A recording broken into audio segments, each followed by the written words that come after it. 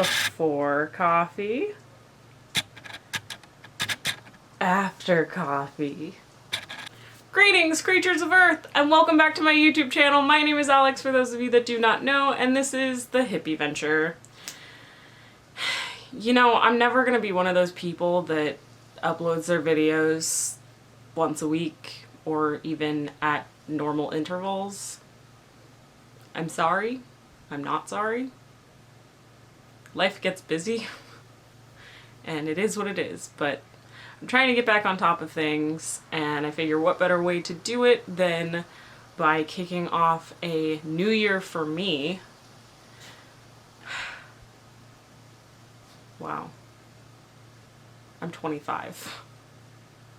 By the time you see this video, I will already be 25. Technically, my birthday is next week, but I figure I might as well shoot this now, and then hopefully it'll be uploaded around my birthday. Who knows? Because I am turning a quarter of a century old, I wanted to do something that I've seen other YouTubers do that really inspired me and helped me through some hard times in life, and that is 25 things I've learned by 25.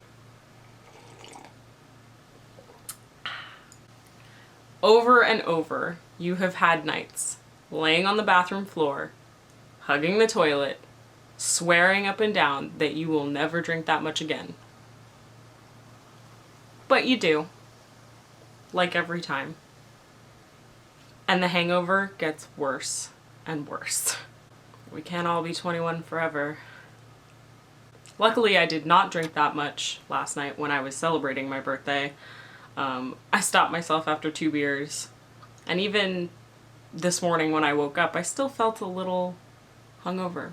Probably because I didn't have any water, which is something I'm still learning at 25, that you need to hydrate and eat before you drink. When it comes to friends, quality over quantity.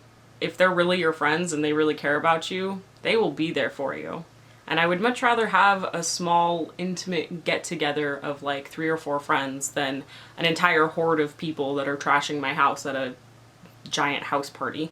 You're beginning to really get to know yourself inside and out.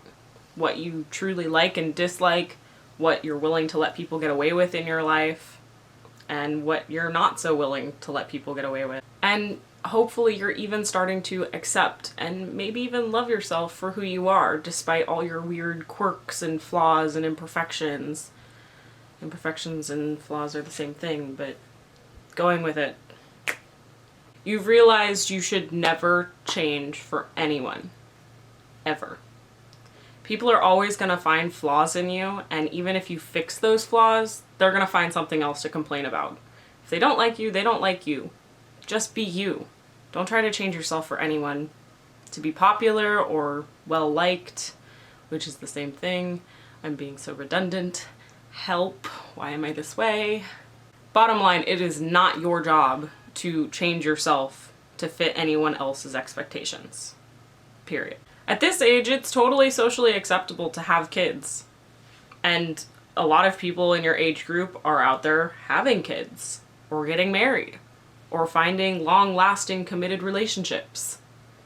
While others are just trying to figure their shit out. Come here, I'll tell you a secret that it took me like 20 years to figure out. No one has their life together in their 20s. No one knows what they're doing. And if they claim that they do, they're either lying or they're a vampire that's actually been alive for hundreds of years. Just shove that person back out into the sunlight and let them sparkle on their own. You're starting to find the balance between YOLO and I have to work tomorrow.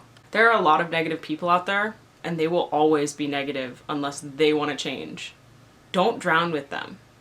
In fact, if you are drowning in anything, in depression or even just your struggle to be sustainable, you have to save yourself before you have the ability to save others. Don't be like Jack and drown in the freezing cold water when he totally could have fit on that door. Things give you heartburn. Like coffee on an empty stomach. Or bananas, like always. Even if you're not a funny person, if you can make yourself laugh, that's all you need. You actually feel a quarter of a century old when you hear kids these days using slang like yeet and you can't even use it in a sentence. You've tried therapy, and you genuinely like it, and you wish you had money to go more. But you've also found that there are a lot of things that are cheaper than therapy that work, you know, maybe a little bit less than therapy. And then there are some things that will cause you to have to go to therapy.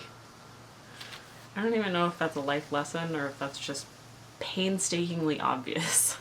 By now you've let go of some of your pickiness from when you were a kid, and you've decided to start liking trying new things. You've come to find that the power of decision is very, well, powerful. Once you've decided to like something or decided to be positive, a whole situation can turn itself around. You're starting to understand some of the things that your parents tried to teach you as a kid, but you were too stubborn to learn the first time. And you're really starting to wish that you had learned those things rather than insisting on making those mistakes yourself. On the upside, mistakes are a great way to learn.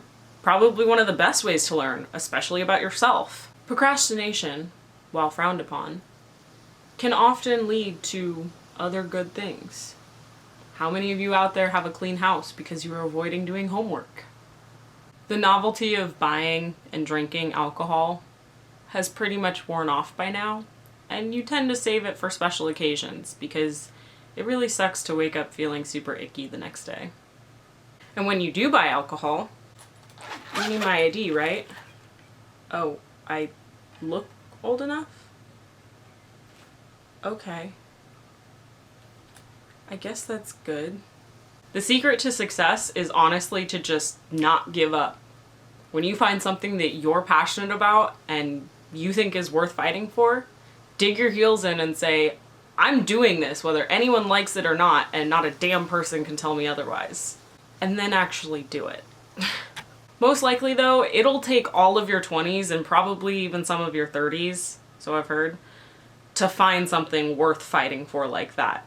So if you don't find it right away, if you don't know just magically that that's the thing for you, don't worry, because life's not like the movies. Trust me, remember, we all don't know what we're doing. Little by little, you find that everything is kind of just clicking into place. And you're super excited about it. Like, everything you're working toward is finally starting to pay off, even in very small, subtle ways. And last but not least, you're still pretty unsure about your life in general and where everything is heading because it's a super confusing time. But you've also heard that 27 is the magic number, so you're just gonna keep going until you get to that point before you worry too much. Well, you guys, that was 25 things about being 25. Hopefully they were helpful.